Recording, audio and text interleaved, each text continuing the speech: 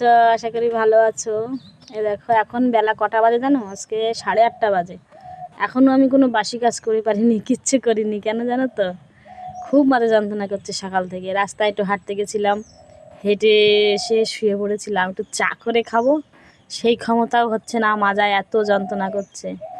এখন এই দেখো একটু বাসন সব নিয়ে এসেছি ঘাটে, এগুলো এখন ধোবো, মাজবো, ধোবো, তারপরে চা করব, চা করে খাবো। তার এখনও বাসি ঘর বারান্দা সব পড়ে আছে। আমার কেউ নেই যে আমায় একটু চা করেও দেবে, এমন কেউ নেই। হ্যাঁ, আমার সঙ্গে সারাদিনে কথা বলার মতো কেউ নেই, কারণ কর্তামশাই নদীতে গেছে।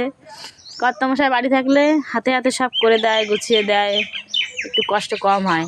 আর কর্তামশাই বাড়ি না থাকলে তখন কাজ কম হয় তো দূরের কথা, কষ্টটা বেশি হয়। কাজ বেশি হলেও কষ্ট কম হয় কর্তামশাই বাড়ি থাকলে। কর্তামশাই বাড়ি না থাকলে কাজ কম হয় কিন্তু কষ্ট বেশি হয়।